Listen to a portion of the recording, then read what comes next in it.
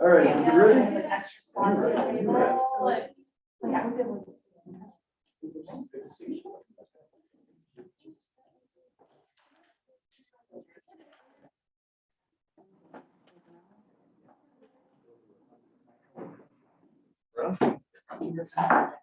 right, let's call the order of the Board of Library Trustees for Tuesday, June 21st, 2022.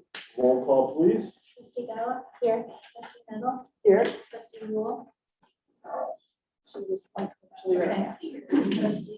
here. Trustee Samari, here. Trustee Suplet, Here. President Zick. Here. Do we have any public comments from anybody here? Okay, we do have one that was sent into us from Melissa Kyer. Ensure that the correct amount of food is provided for the board.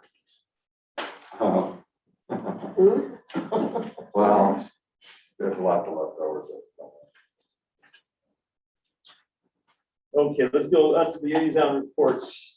Friends. Okay, we do not have a representative here tonight, but you have a short update. They had their Passport to Fun event over the weekend. It was very successful. They want to do it next year, and they're going to be meeting soon to kind of debrief things that went well and things that can improve. And they are on summer hiatus until September. All right, very good. How about the foundation? Foundation is working on their with their scholarship committee and moving to further develop that along with their advisory team. They recently approved $38,250 for the Everbright light bright wall for the Kids World project. And let's see, they are looking to help with further donations with Kids World project with partnerships with Excellent. Excellent, very good. Okay, keep moving on. We've got a whole bunch of minutes here. Action item 1, approval of the minutes of the committee of the whole meeting of May 4th, 2022. We have a motion for approval. I move that we approve the minutes of the committee, the whole meeting of May 4th, 2022. Second. Second. Any comments, questions? Okay, all in favor, say aye. Aye. Okay, passes.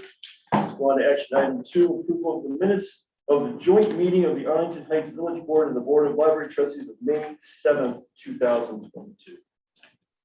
I move approval of the minutes of the joint meeting of the Arlington Heights Village Board and Board of Library Trustees for May 7th, 2022. I second. Any comments, questions? All right, all in favor, say aye. Aye. Nay, bill passes. Move on to action item 3, approval of the minutes of the regular board meeting of May 17th, 2022. I make a motion that we approve the minutes of the regular meeting of the Board of Library Trustees held on Tuesday, May 17th, 2022. Any comments, questions on that one? Okay, all in favor, say aye. Aye. Opposed, nay, that one passes. Let's move on to action item 4, and it doesn't say action item 4, but it's the school district one. Approval of the minutes of the joint meeting of the School District 25 Board of Education and the Board of Library Trustees of May 21st, 2022. I move approval of the special or the meeting, joint meeting of the Arlington Heights School District 25 and the Arlington Heights Memorial Library Board on May 21st, 2022. Second. Any comments, questions? Okay, all in favor, say aye. Aye. Opposed, nay, that one passes. All right, we are on to action item 5, approval of the minutes of the special board meeting of May 25th, 2022. I move approval of the minutes of the special board meeting of May 25th, 2022. I second. Okay, any comments, questions? Okay, all in favor, say aye. Aye. Opposed, nay, that passes. All right, we're getting there. Action item 6, approval of minutes of the committee of the whole meeting of June 6th, 2022. I'll move approval of the minutes of the committee of the whole for the Arlington Heights Memorial Library Board of Directors for June 6th, 2022. Comments, questions? All in favor, say aye. Aye. Opposed, nay, that one passes. All right, move through those. Let's go to item 7, then review of the financial report for the period ending May 31st, 2022. Okay, for May, real estate tax revenue totaled $24,101.25. Library received personal property replacement taxes in the amount of $78,960.98. Our copier printer revenue totaled $3,352.97. Lost item charges totaled $848.79. May interest was $2,747.67. Donations totaled $1,004.64.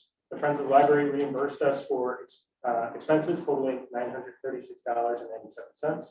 The foundation reimbursed us $27.20. Other income was $1,424.03. Revenue collected for vehicle stickers totaled $209. Makerspace miscellaneous revenue was $203.55, and the total revenue collected in May was $114,302.05. On the expense side, 42% of the fiscal year has lapsed, and we've expensed 38% of our total operating budget. The favorable variance to date is $498,173, and 57% of the total annual capital budget has been expensed as of May. Questions, Mike? All right, let's move on to action item 8, review of the check register for period ended May 31st, 2022. Few checks to discuss here. On page 2, check 83567 to Williams Associates Architects in the amount of $4,168.57. That is for project design construction documents for the Kids World project. On page 3, check 83524 to Northwest Municipal Conference in the amount of $3,399.67. That is for our employee assistance program. That's an annual renewal. It runs through April 2023 for 217 employees. The total cost is $23.50 per employee, or $5,099.50. So $1,699.83 is on page 1 as of today. Then on page 6, check 83562, Village of Mount Prospect in the amount of $945. That is for CPR and AED training for 25 staff members. Page 7, check 83469 to Abby Moran in the amount of $42,930.75. That is for our HVAC replacement project. The remaining balance is $43,727 for retainage and will be paid at the next one. On page 12, check 83504 to Dawn Lowe in the amount of $1,110. That is for a belly dancing Wookiee performance for FanCon. What? No. A belly dancing Wookiee. You can tell who's back at work now. Wow. Don't miss that. Then on pages 12 and 13, we have a couple of checks here. 83446, 83503, 83506, and 83540. And that is to Elizabeth Berg, Lisa of our publications, Mia Minin Stella, and John Seidel, ranging from, well, $1,000 and then 3 of them at $500. That is for the Lit Stroll event. That's where participants will walk from location to location, visiting these 4 authors in downtown Arlington Heights. So that's the 4 authors. You know when that is? Yeah, Huh? Saturday. It's Saturday? A Oh, lot that's right. Looks fun. I know. I've seen a lot of good PR on it. of social media, it's great. Okay, then on page 13, check 83546, Sound Opinions, in the amount of $2,500. That is a partnership event in collaboration with multiple Illinois libraries entitled "It Was 50 Years Ago Today," album from 1972, still inspiring and influencing musicians 50 years later. So that's that's all I have. Anybody else have any questions? Okay, can we have a motion for approval? I move that we approve the accounts payable check register of the Arlington Heights Memorial Library for May 31st, 2022, in the amount of $1,173,534. Roll call, please. Trustee Bala? Yes. Trustee Meadow? Yes. Trustee Wool? Yes. Trustee Smart? Yes. Trustee Samari? Yes. Trustee Sutcliffe? Aye. President Sim. Yes. Okay, on to the executive director's reports. Okay, looking at page 2, our student artwork from 7 District 25 elementary schools and 2 middle schools returned for the 2022 Spring Art Show. The exhibit was displayed May 3rd through May 25th and was visited by approximately 4,800 art lovers of all ages.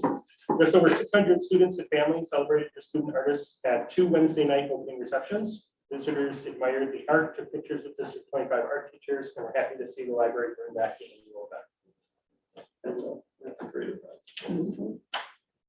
On page 3, wanted to mention the local government assistance and resources program we had.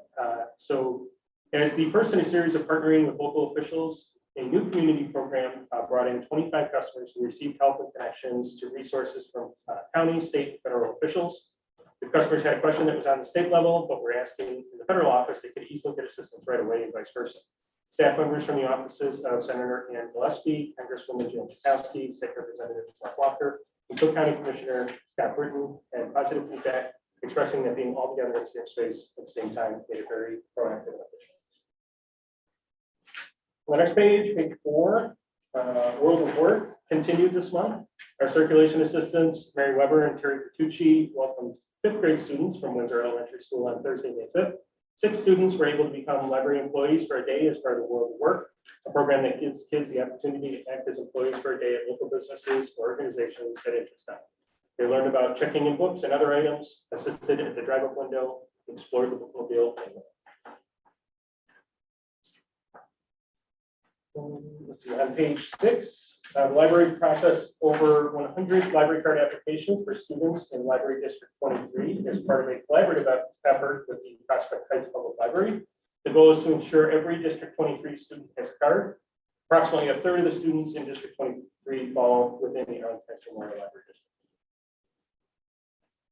And on page 7, the National Senior Health and Fitness Day.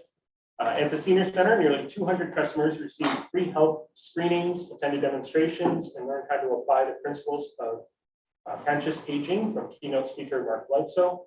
Senior and accessible services staff collaborated with other Senior Center agencies to plan and host the events, which included a display and demonstration of the library's assistive devices that residents can borrow from the library things collection. On page 8. Our programs and exhibits specialists, Emily Musinski, and our programs and exhibits manager, Jennifer Chaika, kicked off the gardening season with the library's first garden and produce swap of the season. 28 community members dropped by the tent in front of the Make a Place to swap plants, seeds, and gardening tips. They shared an abundance of items, including milkweed, Shasta daisies, heirloom tomato and pepper seeds, and beautiful monstera and Echoes houseplants. These gardeners are excited to keep swapping all season long. Library garden and produce swaps will continue on the 4th Sunday of every month from 10 a.m. till noon. Okay, then on page 11, our community engagement liaison, Catalina Shin, attended Creating Connections, a bilingual English and Spanish conference that fosters community connections and cultural diversity in public, academic, and special libraries. Our Makerspace branch assistant manager, Chris Kruger, welcomed 34 staff members from libraries of many different sizes into the Makerspace for the first in-person Rails Makerspace networking group meeting in over 2 years. Chris gave a presentation on the Makerspace's service model, equipment, and demographics. And then on the last page, I want to congratulate a couple of congratulations here. Congratulations to our material assistant, Dan Grossman. He completed his master's degree in library and information sciences from Dominican University. And our ESL literacy advisor, Gary Pagino, completed his master's degree in teaching English to speakers of other language, or TOEFL, from Northeastern Illinois University. Also want to mention that the library is a recipient of 2 National PR Exchange Awards for our newsletter and our Team Film Fest trailer for 2021. So congratulations to the communications and marketing team for this honor. The awards will be presented at the ALA conference in Washington, D.C. Next week. Congratulations. Yeah, That's thank you. wonderful. Congrats, Mary. Yes, Mary's actually there. Oh, good. Thank you. There you go, Mary. Couple things real quick. Yeah. First of all, having the rails meeting over here. It was just great, talking about how we were talking about before about getting more involved with a lot of these organizations. So that was a great step forward as far as that goes.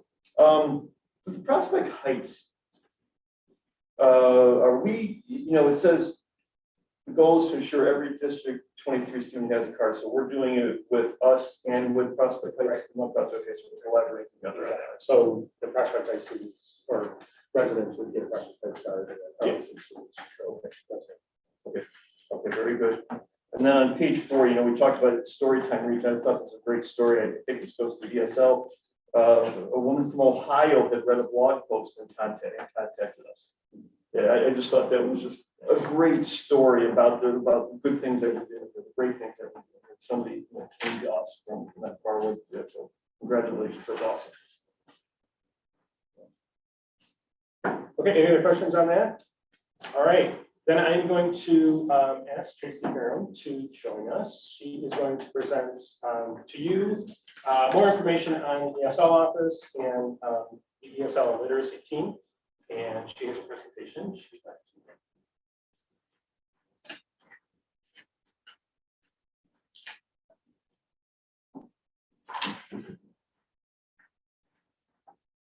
Thank you, Mike. And before I get started, Mary, can you hear me okay? Yes. Okay, great, thanks. Just want to make sure that everyone can hear me. So hi again. I know some of us did a little bit of the show and now I'll do the tell, but in case you didn't meet me earlier, my name is Tracy Krim. I'm the ESL and Literacy Services Coordinator here at the library. And I'm so excited. Earlier I was nervous and now I'm just excited to tell you about what it is that we do.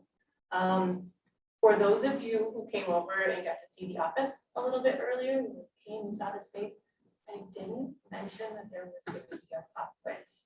But I'm a teacher and I wanted to see what details you noticed. Did anyone happen to notice the sign that was on the east wall above the computers? Do you remember what it said? I will give you the answer. Interpreter, like with all the different languages. Just past that. It does have 13 different languages on it though, and in each language it says libraries change lives. And that's what we figured. So no, I'm just teasing you. The walls are But the no, same it's- color as this. I didn't. I saw the big screen TV. It's all flag. There's a lot to see in there. There's a lot for me. It will transition. A lot for me to tell you about who we are collectively on the staff side of things. There's 5 of us who work in the office every week. Myself, and then I have 4 advisors. Brigitte, who you kind of briefly met. Gary, who Mike just gave a shout out to because he just finished his master's from CSL. And then Amy and Catalina Shin, the community engagement liaison, does a desk shift once a week as well. And between the 5 of us, we have nearly 60 years of combined experience teaching, tutoring, and facilitating programs, which when I saw that, that's a lot of years. So we bring a lot of experience to the table. We also have experience, all of us have experience living overseas as well as working overseas. And I think that gives us a unique perspective in being able to relate to where our students are coming from. That's perhaps more fortunate. And like we talked about over in the ESL office earlier, between us, we speak a number of different languages. And if a customer doesn't speak one of these ones listed here, Arabic, French, English, Japanese, and Spanish, we can always call an interpreter too as needed, or slow down and help them work through the process of sharing information with us. And then on the volunteer side of things, we have 71 active volunteers, which I see them all the time, but it still blows my mind that there are so many people in this community who want to give so graciously of their time. And you can see that in the last calendar year, I want to say nearly 5,000 hours, 4,750 hours of service to our learners, and to our community as a whole. Many of our volunteers come to us because they are teachers, or they're retired teachers, or they somehow have teaching experience. And everybody, when they come, I don't have teaching experience. Can I still do this? Yes, you can. Your English is great. You have at some point in your life taught people. You are a valuable asset and we would love to have your service. Many of our volunteers are native speakers of English, and we also have some who are just learning English. So we've kind of the whole spectrum, which is really, really wonderful to be able to welcome people, even if their English isn't at the level of fluency yet. There's still ways that they can serve our office, our library, our community. So we've got a really great team. We also work together with a number of different community partners. Listed them on the left there is like District 214. I know we talked about their community education program earlier. They have 2 sections of read to learn here, both in like the spring semester and then again in the fall semester. They also do a high beginning ESL class here. That's like an academic focus. They use a textbook. They work through it in a very systematic way. We also partner with Highest Immigration and Citizenship. They help provide citizenship interview practice sessions once a month, which I don't know how familiar you all are with the citizenship process, but oh my goodness, there's a lot to learn. And so having those 30-minute interviews, it's really great practice. They do great work. And then Literacy Works, they provide tutor training for us, as well as other resources that we use on the volunteer kind of back end of things. Upwardly Global works with those who are new to the US, but have a background in some sort of a professional field. Doctors, lawyers, engineers, that sort of thing. And free service, wonderful service that helps those individuals pursue the same career path here in the US. And lastly, Viter House of Hospitality, they receive newcomers who are in pretty delicate or vulnerable situations, and we work with them to provide ESL services and kind of coaching too. And just to point out that we all are working in kind of the same field, the same industry, the same community, but we communicate with one another to make sure that we're not duplicating services. And so rather, everything is kind of to supplement what the other is doing so that there aren't as many gaps, or there are no gaps in services provided, and we're not duplicating one another's work. It's not necessary. So wanted to point that out. And then a little bit of information on who our students are. If you saw the flags in the office, we've got a flag for every country that we have students from. And it's really, really nice when they come in the office and you have my flag. Yes, we do. And they're so diverse. One of the most commonly asked questions that we get from new volunteers is like, what curriculum do you guys use?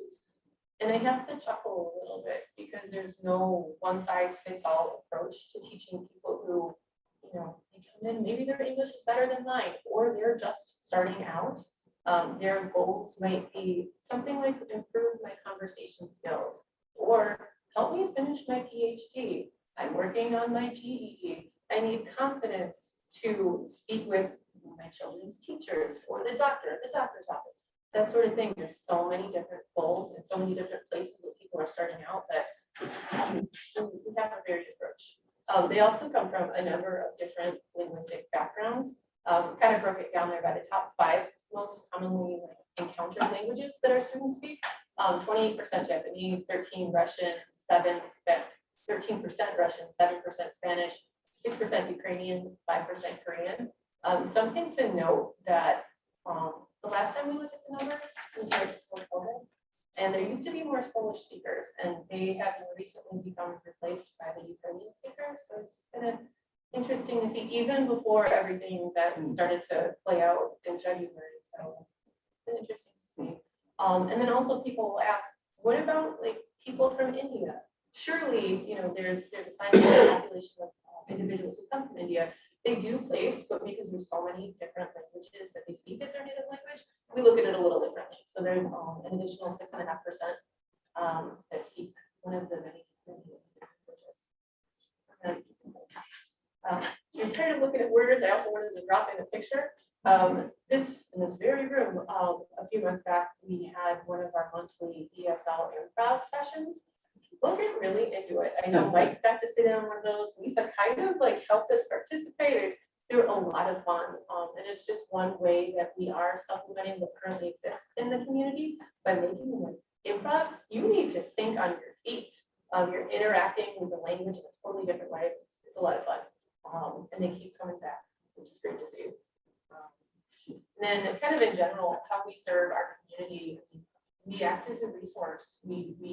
We're here for customers who come in and have questions about maybe their own students, or I have a neighbor who recently moved in. They don't really speak English. How can you help? What book would you recommend? So we're trying to serve as a resource for all of these things. We also have 30+ group programs every month. We offer them virtual, so folks on Zoom. A lot of them are hybrid, so kind of like we're doing right now. Some of them are in person only because things like improv don't work so well on Zoom. So we're a resource. And we also provide amazing services. Like earlier, we were talking about some of those one-on-one tutoring sessions. We have personalized learning plans for our students. And there's so many different language learning apps and computer programs that we can suggest to, keep them studying even when they're not visiting us at the library. And then if you are one who likes charts and graphs, I was trying to play to you here, just, a visualization of what group programs look like by both the number of group programs we had, as well as the attendance. And you can see, so 2020 was kind of a strange year, but that's in blue. You see how that played out.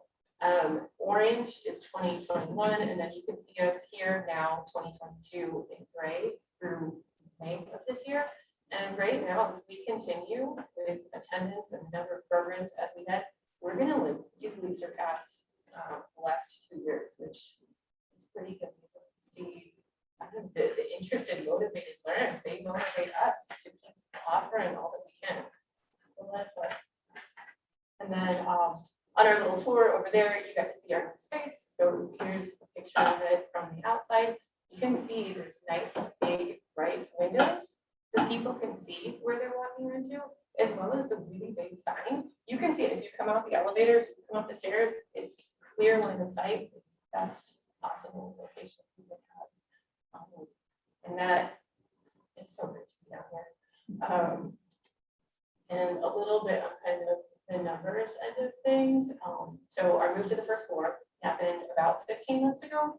So I looked at data from that same time period in our last kind of like normal years. So before the pandemic, 2018, 2019 is the blue on the left, and then 2020, 2022 is the orange on the right. You can see some things happening as a result of the fact that we are now so visible. And 38% increase in customer visits, which is awesome on its own. And then you think about everything that's happened in the last couple of years, namely the pandemic, and like people aren't still totally comfortable coming out of their homes. So to see that increase juxtaposed over the pandemic, like, I am so proud and so happy to be out here and doing what we do. I just wanted to share that with you. We also have a different approach. Like, it's not all about numbers. We, as you know, we're a lot more visible. We're a lot easier to find. And we've had a lot more customer visits as a result. Every new customer comes with a story. And we have had so many customers come in, and they are so grateful for what we provide.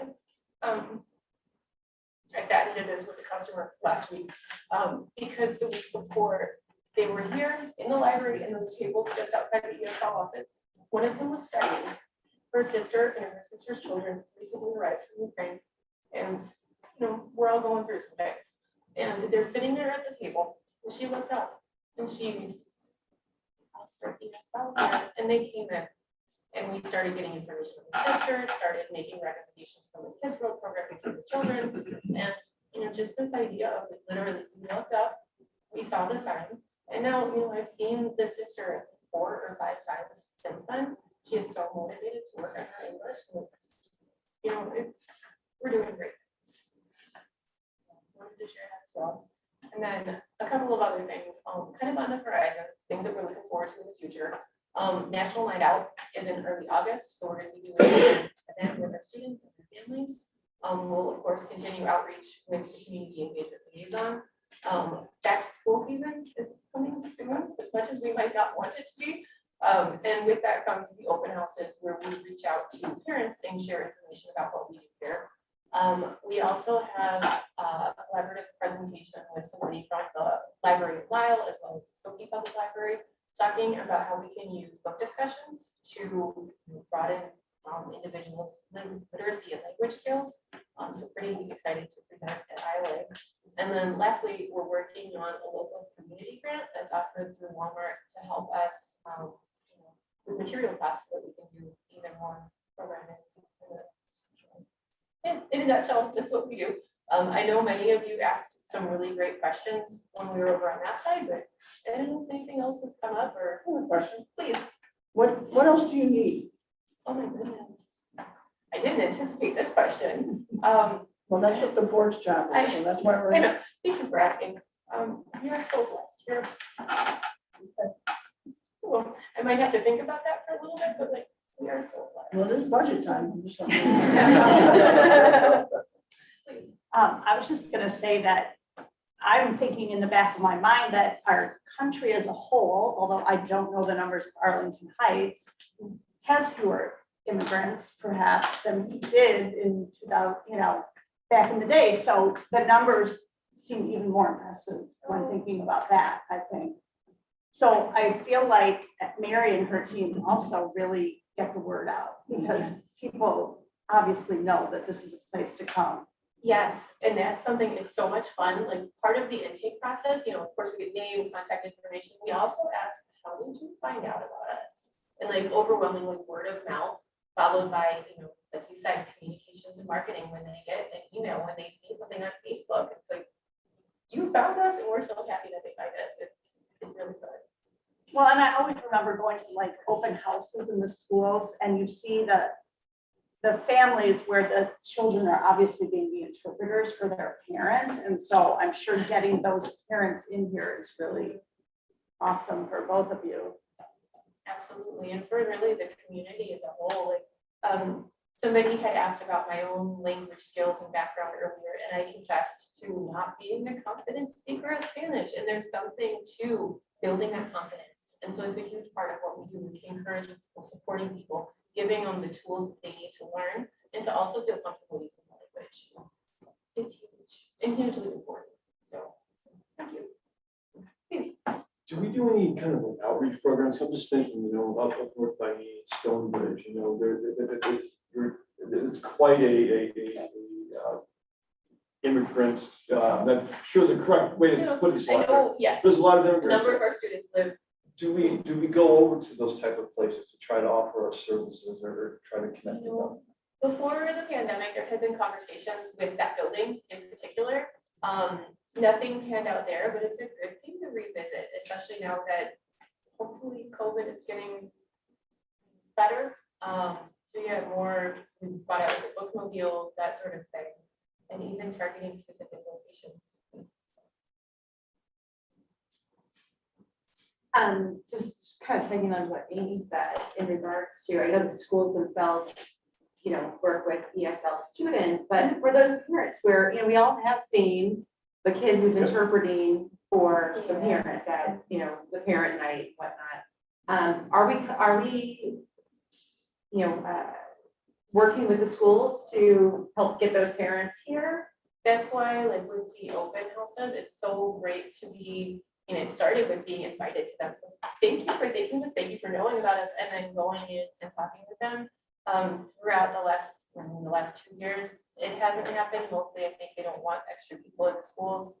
But I'm really, really hopeful that like come August, everything's gonna be fine and we can be back in person, sharing information, just promoting the library in general, but specifically the work that we do over ESL. So yeah, of course. Thank you so much for what you and your team do. Oh, It's really, thank you. really great. And it's one of those things that I love the welcome phrase in Arabic, "La shukran ala wajh," means no thank you, it's my duty. Try to live it. Thank you. Tracy, as obviously you have a passion, as do, I'm familiar with some of the other staff in the office, and so thank you, and we're very lucky to have you, as is our community. And I was just going to mention that, Andy, when asked about coming into schools, your office was a part, came into our school, we had a night for all of any ESL families that came in, and it was a couple years ago, it might have been pre-COVID, but we had so many different languages being spoken there, and the parents, what was most, I think my takeaway was that the parents were laughing together about how their children would be the translator. And so they actually found this common ground, just not even being able to with the words, but just that sentiment. And so it was such a special night, and for you to and the library to come over, it made such a difference in that night. So thank you. That's wonderful to hear. Thank you. And like you were saying, that kind of common ground, the shared experience, we're all in this together. So, something to be fun for. Any other questions? Oh, you guys are such a great group. Okay, well, thank you very much for having me. Thank you. Thanks, Tracy. Thank you. Great.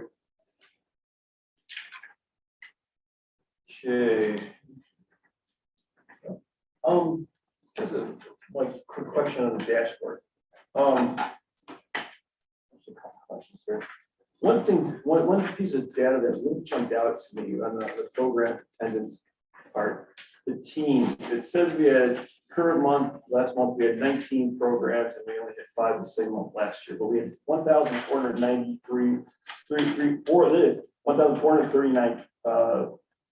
people in attendance, but only 23 last year. So that changes from an average of about 5 people per session to 75 people per session. Yeah, so we didn't have a couple of programs that we had this year, and I believe it was the study. Study finals launch. and launch. Last year we held it virtually, which just didn't have the same draw as having the hub available for our teen studiers. Okay. And then we also were able to go into schools and do outreach for some of this year, which we were not able to do last year. Okay. All right, good, makes sense. Thank you very much. And at the bottom there, and forgive me if it's probably been on here before, I just didn't think of it. Supplementary programs and activities, number of programs and activities, says type passage. Are these just drop-in type of things? Is that events? Is that what we're talking about? Yeah, they're not live programs, so they're things that might be takeaway kits, they might be. What are other things that are in the passage? Scavenger hunts throughout Kids World, that would be considered a test activity. So they're things that are not scheduled in like, sure. It's good to see the numbers, you're starting to see the numbers creep up slowly in circulation and things like that. So that is good to see. Okay, any other questions? Anything else, Mike? Okay. All right, let's move on to old business. We're going to go to item 9, Kids World Refresh Project Update. So I'm going to ask Amy Dogan to join us. She's going to give us an update on our Kids World renovation project. All right, thanks, Mike. Good evening, everybody. Good to see you as always. I too have numbers to talk about this evening. Over the last few weeks or so, we've been working with Cheryl McNutt, our construction manager, on making sure they really understand the intent of our design. They have gone out and actually started to get some real-time subcontractor input on pricing for the project. So we've intentionally slowed down our design process in anticipation of this information to see where we are, present it to you tonight, share what things are, answer questions, and talk about what comes next. So in terms of the design and the overall concept, very little has changed. We've just been doing some work behind the scenes to develop our drawings. The overall organization is something that just continues to tweak.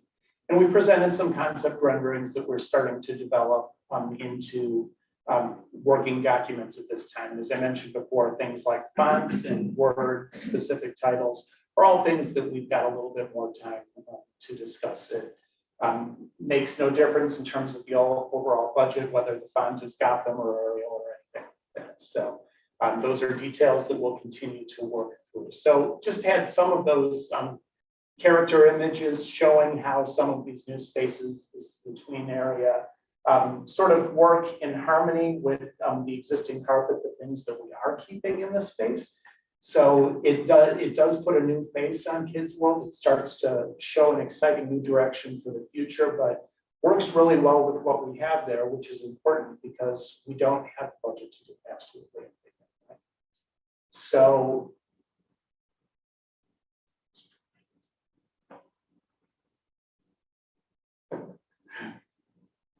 there you go. So again, another view of our what we're calling our snack zone there.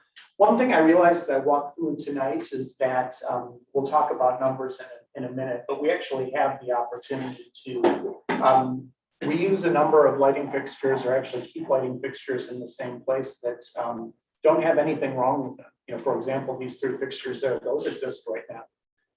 We had priced replacing them, and there really is no reason to do so. So that helps. That's one of the things that helps with our budget. And then getting back to our interactive zone, the ever bright wall, a nice light fixture there to really make that a focal point as you're drawn into the department from the entrance. So any questions about where we're at? This really has not changed at all. These are literally the same images that we showed you last month. I think we want to get to the numbers and tell you where we're at. Okay, so what we've been dealing with over the last, I would say, year or so is a very volatile bid market with increasing costs. And what we are seeing is that projects that we had priced out and SMC had priced out late last fall, at the end of last year, are up about 15%.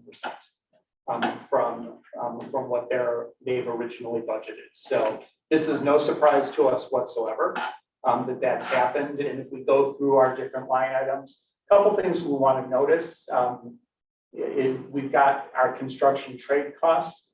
This project, especially based on our past experience and what's going on, we've been very careful. The SMC team and us have been very careful to budget both for further cost escalation and to put a very healthy contingency on this budget. So looking at that really is representing a very, very healthy portion of the overall budget. Then we have line items for construction management, that guy who shows up at your board meetings and talks and does drawings, an allowance for furniture and shelving. We're showing a line item for furniture and interactives that are provided by the Friends. My understanding is that that has to pass through the library's budget and then basically is reimbursed, correct? So it shows up as a positive, and then there's a debit. So, and then right now, based on previous experience, the library has moved their own shelving and staff. So the budget, as estimated right now by SMC, stands at $431,000. So you'd asked us to give you a $400,000 project, and these aren't final numbers; these are estimates. And the next step is to bid the project. So what are we going to do?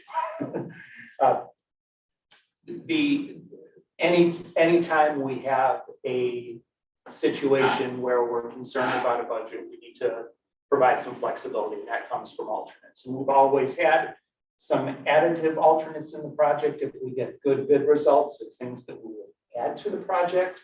So we have a few of those here. Our standard practice in restrooms is usually to just tile the back wall where the fixtures are. If we wanted to provide tile on all those walls in both of those spaces, there's an extra there. We don't even really need to do that in the wellness room, to be honest. So that number will actually come down.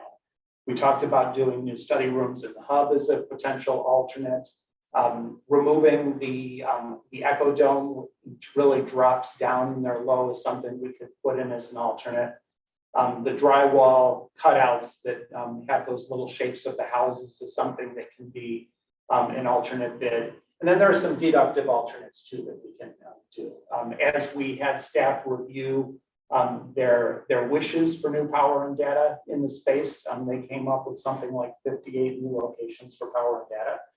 That's important stuff, but those are things that we could look to optimize, and that does save a lot of money. The other thing we can do is back off on some of those specialty light fixtures that you've seen in some of those renderings, either by saying we're leaving the lighting that's there now, Or perhaps there's a situation where there's a donation of fixtures or something like that that brings the overall cost down. So although you're seeing a number that is on the previous slide that is higher than what you budgeted, because we have the contingencies and because we have paths to get to your target, I am not overly concerned or alarmed at this point. We feel, and SMC feels, we're working on 5 projects together right now, that this contingency combined with alternate flexibility is going to get you results. And yes, there will be decisions to make. Nobody gets everything they want these days within a fixed budget, but that's where things are standing. And I'll leave with something before I turn it over for questions. I'll leave with something positive. We are actually starting to see better bid results on projects. Interestingly, people are looking for work for the fall. Interior projects don't have as many items that are drastically volatile like steel and aluminum. So although we do have cost increases here, we are seeing that they're somewhat contained from the rest of the market. And I would also say we're seeing great participation. Our firm does a lot of work with park districts. We just bid a project for the Wheaton Park District, about 9,000 square feet of renovated space on a couple floors of the community center. A very similar project in scope to this in terms of finished replacement and some plumbing work. We were hoping for 5 bids and we had a budget of $550,000 or so. We had 12 bids and a low bid from a very good contractor for about $382,000. So your results may vary, but that was encouraging to see. So that's what we've got. I want to make sure I answer questions about this and the strategies first, and then we can talk about scheduling when it comes next. Mr. President. Well, I've got a question on that. Couple of things. On the previous page, you talked about the lighting, you kind of changed the lighting fixtures. Does that, with the lighting fixtures that we're going to put in there, were they going to be more energy efficient than? Absolutely. Anything new, I would say it is exceptionally rare that something is not LED. And one other thing I would mention, actually, I happened to walk past there. Our renovation is technically started because we have new lighting back in the I Can Read area. We suggested some fixtures to staff and they've replaced those over the last couple months. Actually just noticed that for the first time. I have a little light meter on my phone and we've got about 3 times the foot candle level back there that we did before. And those are, they're actually lumen switchable, but the fixtures you had back there before were putting out something like 70 watts and now they're putting out 26. So that helps. These fixtures will help with energy efficiency. Perhaps not on that level, but anytime we're replacing fluorescent or other sources with LED, we're going to see. All right. So that's, I'm sure the payback period will be quite long, but still at the same time, it's there are some energy efficiency considerations to this project in addition to lighting. We do have water efficient plumbing fixtures. The code makes us do a lot of those things, but you'll see some environmental benefits, albeit some that are hard to quantify in dollars and cents for sure. Can you go back to the budget page?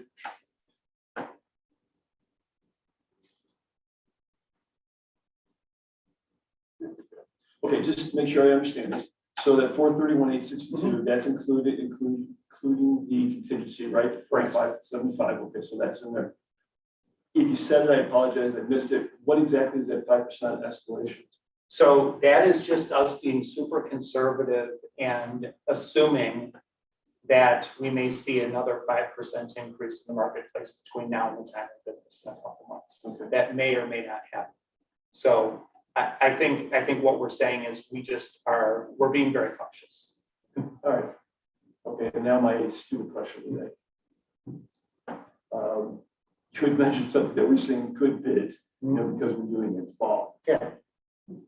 Does it push, if we pushed it back even a little bit further? I don't know, so like the winter time, does that change anything? I honestly don't think so. I mean, you always get better bids when people are hungrier for work, but there's that to the positive, but then we introduce more uncertainty in supply chain. What might potentially come up? Is there going to be a run on carpet or flooring or plumbing fixtures that might offset that? So that's a really hard question to answer and predict. Yeah, and typically what happens on indoor projects versus outdoor projects is usually July, August is the period when contractors line up their winter work. You don't want to go past that in any of this, because then you'll miss out on people who you would want to have bid this. So that's a timing thing in the industry. So Yeah, and he's that's absolutely right. exactly our timeline. for Right. getting these bids out. That's the way you should be doing this. Can I ask a question about the next budget page? Sure. So, for example, the interactive zone drywall cutouts, is that something that, say we decide maybe we don't have money for that right now, is that something that could be done later? It could be done later. So just to go back. Because I'm thinking maybe the electrical and plumbing, that kind of stuff can't really be So done later. we're talking about these. If we don't do that, it would just be a flat wall. So Right, yes, you could do it. You could do almost any of this later, but while you've got carpenters and Right. drywallers in the building, that's when it makes sense and you'll derive more value. Honestly, we thought of some of the power and data work that you'd like to do as good alternates, because you can always have an electrician come in and add floor outlets at any time. Back on the other screen with the budget. So if I'm reading this correctly and understanding President Six's comment, we're basically combining the 5% escalation and 15% contingency. So we have a 53,000 and change sort of cushion Yes. built in there. Okay, I just want to make sure that I'm just fine. And then this may be the stupidest question, but like, this is a recorded meeting. What keeps the contractors from being like, oh, I can bid out at $430,000? Well, that's a good question. I would say this. We haven't finished our bid documents yet. We haven't finished details of bid side yet. And it's possible that we may end up with more alternates with slightly different scope from this. So that would be really interesting if we got a bid that was 431. Due diligence, I don't know. yeah, like intern on that. So yeah, that's the answer is great question. We're getting close to being wrapped up. We have a few more design meetings to finish the construction documents. So we have to hold the line on overall scope so that these numbers don't go up, but things will tweak. And this is all of these things. I presented probably 6 library board meetings a month to talk about budgets. So this happens everywhere. Yeah, I just had a quick question. Could you mind going to the next slide? Sure. So this is all what it says at the bottom, alternative or alternate bid items. So that currently the proposal has it that there will be tile on all the walls. There will not be. So the 19688 would be an add Oh, that's to do okay. that. Okay. So And- currently, what is on? I mean, then So, the right- rest in the wellness. So right now, the base bid is tile just on what we call the wet wall. So in the bathroom, it'll be the sink and the toilet, and in the wellness room, we do have a sink as well, so we'll tile that wall as well. Okay. If you wanted to go to all 4 walls, which you don't have to do, but is a nice thing to do in both of those spaces, that's where the contractors are pricing that out. To be honest with you, I wouldn't do all 4 walls in the wellness room. Trixie and Maria had asked that we not do that. That was just a pricing. Right. One idea that we got to provide a little bit more flexibility. Okay. So is it drywall then in the wellness room? Yeah, it'll be drywall and epoxy painted. So if anybody's been over to the restrooms and makerspace that were redone, it's similar type of finish, except they'll have tile on that wall. So those four things there, it's about $85,000. So those are nice to have. If you got everything else down to 315, you sit there and go, oh, you know what, we've got some extra money in the budget for these separate things. Yeah, and at this, exactly, and so our goal is just to give you flexibility, so when these bids come in, you as a board are empowered to make decisions, see what you've got, decide where you want to go with it, and we don't want to shoehorn you into a singular decision. We want you to be able to make decisions about the scope of the project based on the prices you get. That's exactly why we do alternates. Very good. Any other questions about budget? Okay, so our next steps, assuming everything is still moving forward and to your satisfaction, is we'll have a couple more meetings with staff to finalize sign elements and layout. Again, we've got to be very careful. There's always the temptation on everybody's part to add more, to be creative, to get everything in. We're at a spot where we've just got to be very careful. I don't want to give you bad news when we have a bid opening in a couple months. And then we'll be, I would say within about a month or so, we'll be in a place to put the project out to bid, get it in for permitting to the village. And we're looking, depending on Shales with Nuts timeline, and we need to check this with them, because they have to do some scope work before they put it out to bid. We should have what, I can't remember their term, but a letter that basically authorizes all the contracts, either at your August board meeting or failing that, it could happen a couple of weeks later. So we'd be looking to get going this fall. That Wheaton project I mentioned is on the exact same construction timeline, and got good results there. So again, your results may vary. I wouldn't want to promise anything, but we are starting to see some good signs out there on that project in a couple of years. So, but we want to be conservative, we want to be cautious, and we want to be cautious. All right, very good. Thank you as always, Andy. Thanks, everybody. We'll see you soon. Who's next?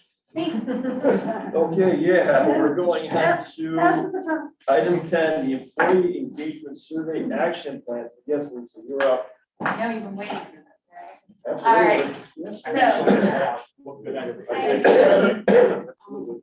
All right, so this is really part two of the conversation that we started in March when it came and talked about the survey results. So we have done a few things since then. Specifically, we're getting going on the action plans. We are full speed ahead, and it's been going quite well. Okay. All right, so just a little bit of an overview of what we've done so far. The results for the survey, the engagement survey, have been shared with all staff. Staff received the results at a staff day presentation. They have received them at open mic. At a individual department level, managers have shared the department level results with staff at their various staff meetings. Managers have worked on creating the action plans, and those were actually submitted by May 1st. Everybody had their action plans turned in, and they're now in the process of sharing the action plans with staff. Many have shared it already, some are still in the process of sharing individual action plans with their staff.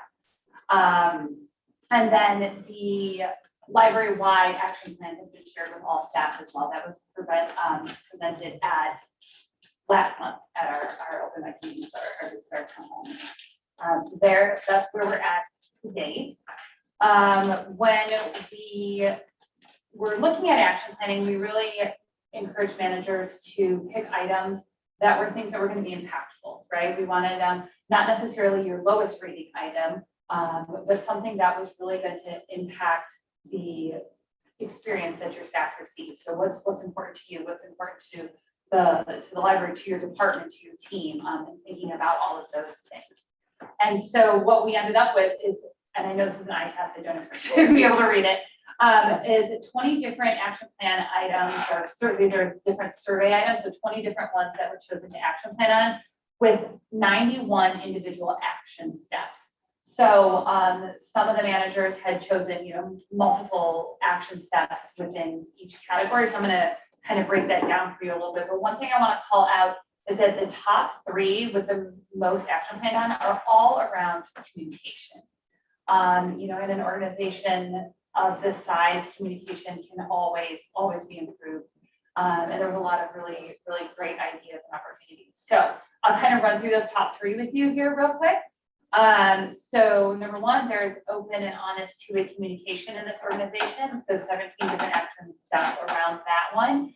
And some of the most popular action items that were chosen are listed here in the bullet points. So one-on-one meetings, obviously those are going to look different for every department, in terms of frequency. But reassuring staff that there is open door policy and making sure that everybody's aware we have an open door policy. Come talk to us anytime. Really being intentional about how we get input from staff about what's going on. And then really kind of coming together as a team. Like, hey, this is not just a one-way communication. This is something that we all need to work on together. So let's think about how can we make communication better for our group here. Number two, I receive the information and communication I need to do my job effectively. So 11 different action items on that. And again, just some examples of specific action steps that people have selected and are working on. So really identifying needs for each employee. I think this kind of ties in with the previous one about having those one-on-one conversations with your staff and make sure you are truly, understanding what individuals want, because people are important on an individual level, not just a group level. Again, brainstorming better communications, creating some communication guidelines. I thought this one was kind of really great because we have many different methods of communication, right? So what should be communicated verbally? What's an email? What do you post on the team intranet? So making sure that everybody is of the same understanding of, okay, no, this is important enough that we communicate it verbally. This one can get posted on chat or something like that. Utilizing the multiple communication channels and make sure we're using the same ones. And then the cascading of information from administration to management and to staff, making sure it's very clear of what's something that Mike is going to go ahead and tell all the staff, and what is something that, you go ahead and share that with your staff, or the supervisors can go ahead and share. Just make sure we're clear on how that communication should go. And then the number three, I believe that positive change will happen as a result of this survey, 9 action items on that. So really making sure that we continue to solicit feedback. We only do our survey every other year. And so we can't just ask for people's feedback every 24 months. We have to do it along the way. So making sure we're actively doing that and then following up.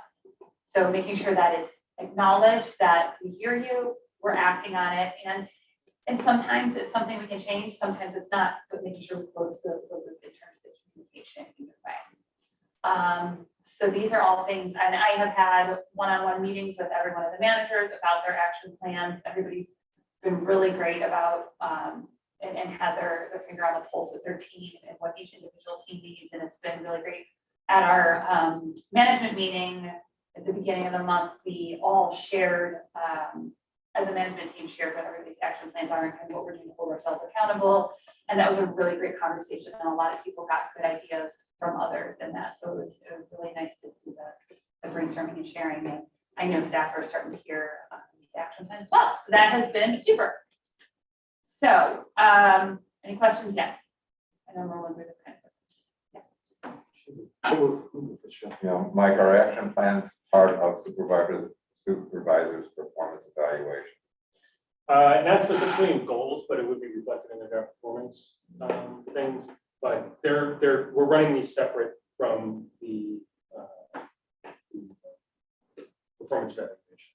So their action plans are not integrated with their performance evaluation, but it would be covered under job performance or whatever category. Yeah, I mean, we very deliberately keep it separate because employee engagement should not be punitive in any way. It's something that we do because it's the right thing to do. So that's not to say that there's not a lot of overlap, right? Because some of the things that people are action planning on do run parallel or aligned with things that are departmental goals as well. And that makes sense, and that's totally fine.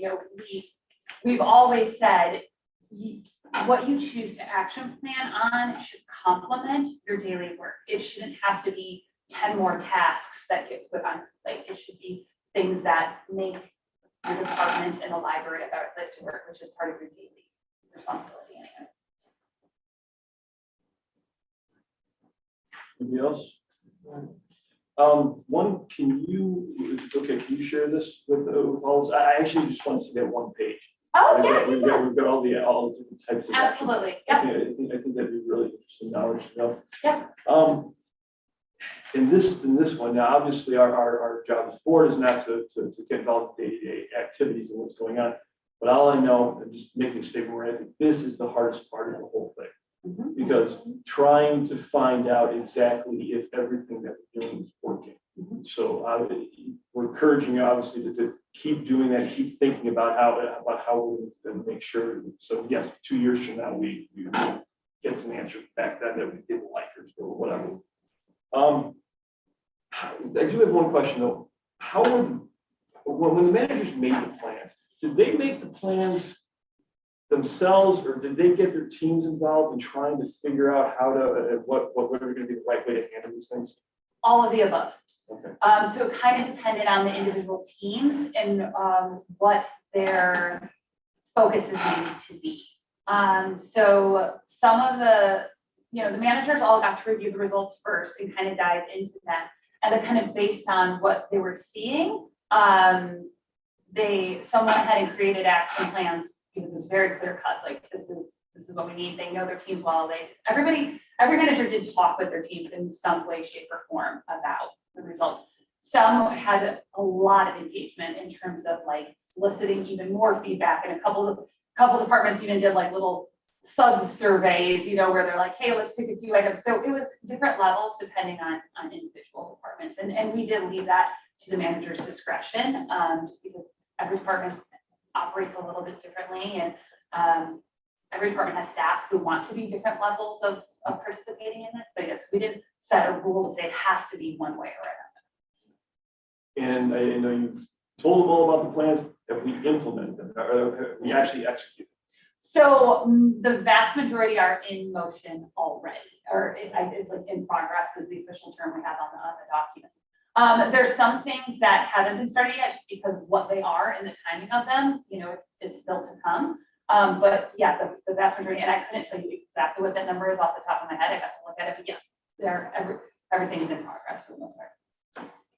When I review some of the comments that we've seen, it seems that this organization, like many, is functioning somewhat in silos. And I don't think it's really heavy silos here, but there's people that still are under the impression that there's a lot of silos. And so as I'm reviewing the action planning, if the action plans are set up, but the silos still exist, we really haven't addressed some of the needs of the staff. So the question is, how are those who are preparing their action plans interacting with one another to assure that they're all working towards similar goals? Right. So the communication piece is it targets exactly that, and that's something that we, myself and Mike and Mary, have had endless conversations about that exact topic. As a management team, we've started talking about that as well. And one of the things is I mentioned a few minutes ago that as a management team, we all shared what our action plans are and gave some feedback to each other. So that's kind of part of it.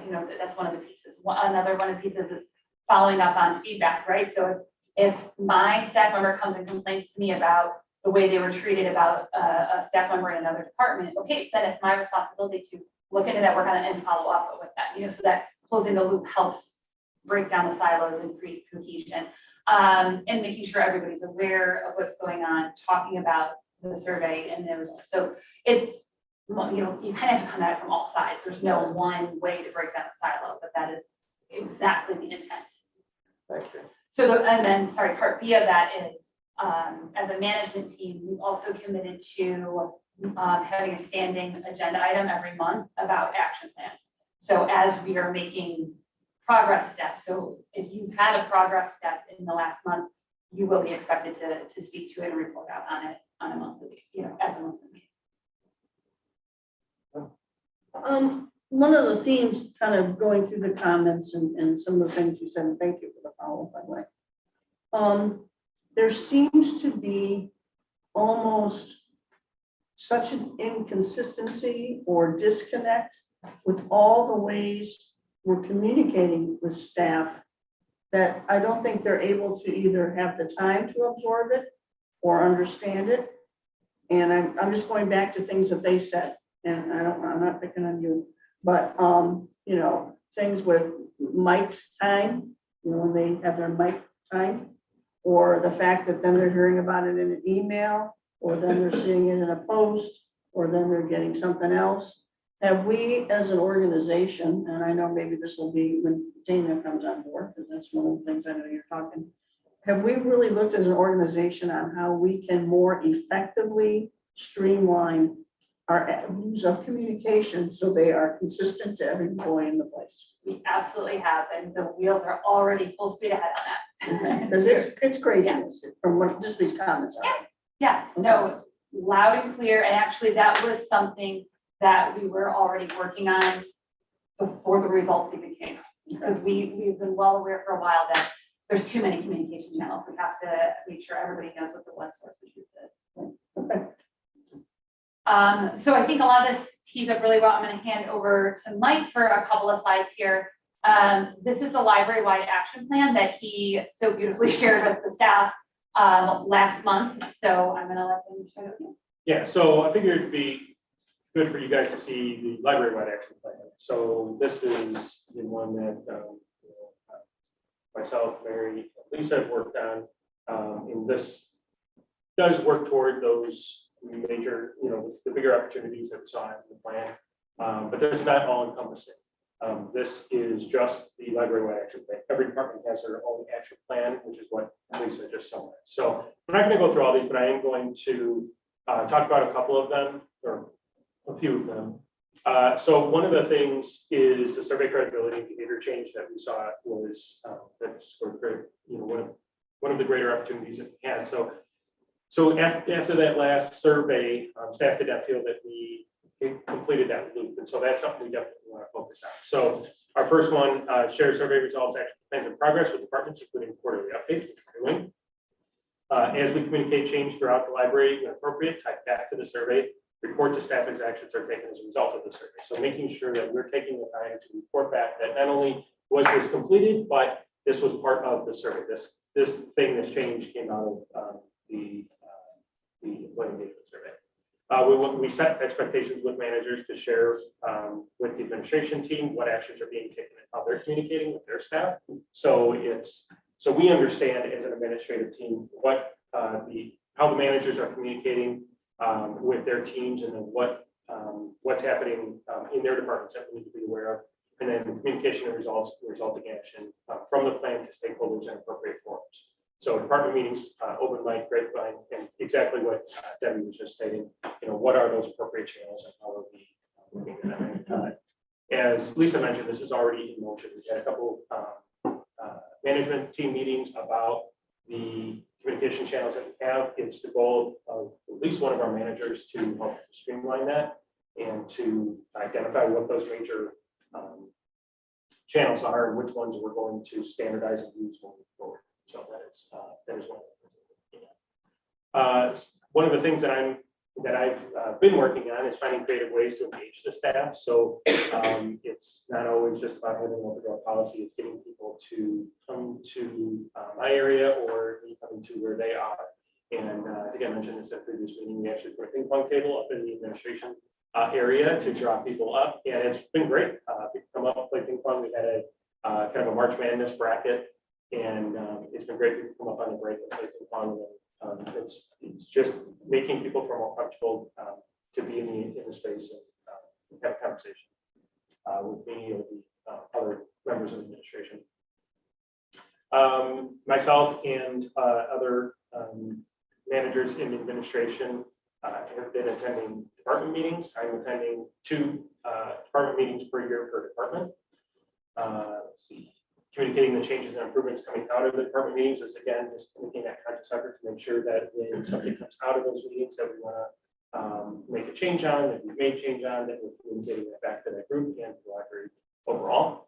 I am continuing to shadow in departments, and I'm meeting with every new employee. And I've been doing that for about a year, where every new employee that comes in meets with me for about 15 minutes just to open that line of communication. That they know who I am, I know who they are. And it's, again, kind of breaking down those silos and walls. Okay, then on, more on communication, consistency, information, training, education, that is, we're looking at our onboarding process and ongoing education to ensure that we are communicating everything that we need to communicate to people coming in, making sure it's a good, concise, and comprehensive onboarding education. We are utilizing information from the management team to assess and improve communication between leadership. So again, speaking to those silos, our management team working on that consciously. We have revised the format of the open mic meetings to facilitate opportunity for discussion, incorporate major topics or initiatives. So some of the feedback that we received in the comments was the open mic meeting has been somewhat, just kind of reiterating what is happening in these board meetings, which was the intention of those. But we also do open it up for questions and stuff like that, which we don't get a whole lot of conversation. So I've changed up the format of those meetings. I touch on the major points of this meeting, but then we talk about a topic or someone does a presentation and it becomes much more conversational and much more casual as opposed to a one-way transfer of information. It's becoming much more engaging for the staff. We added a did you know section of the grapevine, which is just things that we take for granted that all staff know or not know. Lisa's headed that up, and our grapevine is obviously our newsletter that goes out every week. And so Lisa's done a great job of collecting information from the managers or other staff and including that in the grapevine. And then continuing to review the feedback with staff at all levels and continue to get input on how we can improve by attending staff meetings and address feedback. So it's kind of general. And then the future vision question, that was one that I wanted to make sure that we included in there as well. Completing the strategic plan will certainly help. And also, we have a vision here. Obviously, the last couple of years, things have changed a bit, but being able to communicate that at those department meetings that I'm attending, including that in my normal conversations with staff, when I'm having conversations with staff, looking down the road as opposed to just what we're working on right now. So some of it is not necessarily the vision itself, but it's communicating to the staff and having the staff understand that there is a place that we're going next, and it's not necessarily just what we're working on right now. And then a big one that I wanted to include in here is that we do hire the best and brightest leaders in the industry, and I want all of us to continue to innovate. So it's not just my vision; it is all of our vision. It's our managers, it's our supervisors, and all of the staff. Everyone brings something unique to the table, and I want to make sure that we're listening and we're able to enact the vision of everyone here in their departments or in their specialties. So I'm going to toss it back to Lisa now to talk a little bit more about next steps. Yeah, so we kind of got to some of this already, but from here it's keeping the action plans alive. That's the part that's tricky. We have to make sure we focus on. So managers are continuing to share their action plans with their departments. We'll be accountable for doing regular check-ins. That's on me and Mike and Mary to make sure that we are keeping it on the agenda, to make sure that everybody has it at top of mind on a regular basis. And then just keep on working on the communication, all the things that Mike highlighted about making sure we're going to the staff, we're opening up opportunities for them to come see us when they need to or want to, and that we're closing those feedback loops. So that's really where the focus is going to be for the next little bit. But overall, it's been going well. I'm really pleased. People have been excited about the difference, getting moving on the action stuff. So it's been really positive. Excellent. Just to refresh my memory, the number of people who responded to the survey again. 87% participation. 87% participated. And then these are the numbers of the people who had comments embedded in their responses, right? Right. That's just a summary of the comments. Right. But yeah, so I just look at I've kind of been a low maintenance employee. I never go to HR. I really don't have a lot of demands. I like what I do, and they let me do what I do. So when I look at some of these things, it really seems to me that we're playing to the minority of folks who have some kind of a gripe. And I find it really, I know it's tremendously challenging, and I personally have no clue how it's done. So I just wish you all the best. And know that you are applying yourselves as best you can to address these needs. What is it that we can do for you to help you feel better about the progress that you're making as you've gone through some of the steps you've shared with us this evening? That's a great question. I think just you're being supportive of the process overall. You being open in your communication and being willing to share things. If you want to learn anything about that, like coming in touring. Well, I was going to say, would it be better for you if we were more visible here?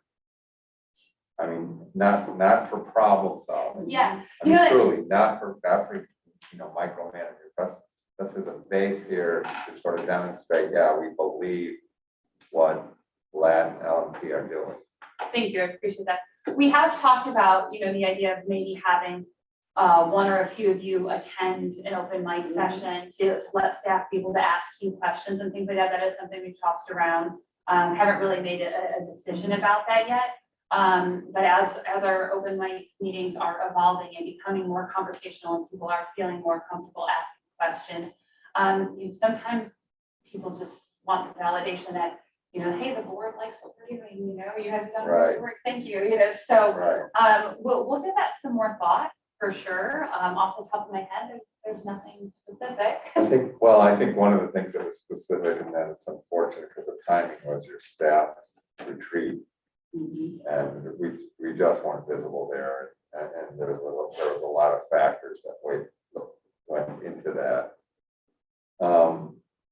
I think I need to be visible in those things, and if I have more lead time in terms of the planning and the days, maybe I can work it into my own schedule as well. But I think for me personally, as a trustee, I let you guys down by not participating. I really think it's important that we were there. We've been there in the past, and it's different when the folks who work here see us participating in the program that they're participating. And it's not something that we should take lightly or take for granted. Thank you. Anyone else? Thank you very much. Yeah, this is an incredibly obviously important thing. We push you guys to start it sooner than they were planning on, because we knew how important it is. It's good to see that we're getting this going. We're getting it in the right direction. Staff is our it's the most important. It is really the most important function of this library, to make sure that we can give everybody everything they need. So they need to feel that we're listening. Everybody's listening and they're getting what they want. So thank you very much for doing that, getting that going. Okay, anything else? All right, let's move on to action item 11, adoption of the 2023 budget targets. Okay, I will introduce Tracy Sarah to discuss our budget targets. The budget targets were discussed at the June committee of the whole meeting, brought here now for approval. So Tracy, I will let you. Yeah, I don't really have any updates to what we discussed with committee of the whole. The only thing I would just clarify is that at that time, the estimate we had we didn't actually have an estimate from Hvac, our insurance provider for the group of libraries. We were sort of doing our best guess at a 20% increase in that premium. We were able to confirm with Hvac, actually we were spot on with that guess. So that's their conservative estimate at this time.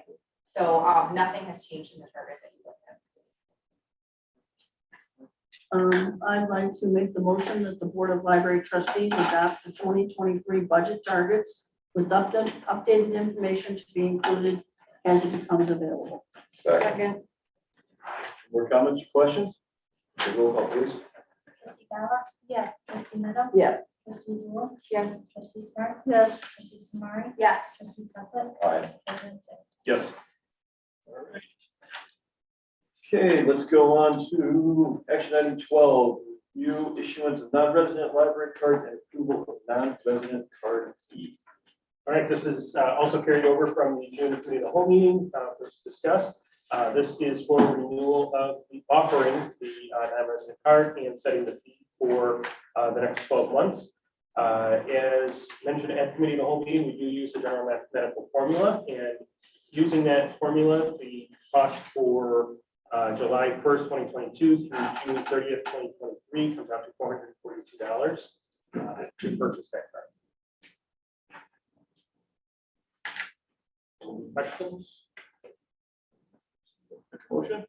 I will make a motion that the Board of Library Trustees affirms its commitment to offering a non-resident library card option under Public Act 92-1066 and sets the annual fee for the card using the general mathematical formula method at $442 effective July 1st, 2022 through June 30th, 2023. Second. Any more comments or questions on that one? It's a roll call. Please. Trustee Bella? Yes. Trustee Meadow? Yes. Trustee Wool? Yes. Trustee Smith? Yeah. Trustee Samari? Yes. Trustee Supper? Aye. President Sick? Yes.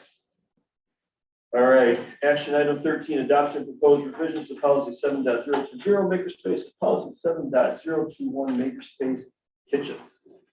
Okay, so these policies are brought forward as you saw them at the June 6th committee of the whole meeting. There are no changes to them, with the exception of one minor one.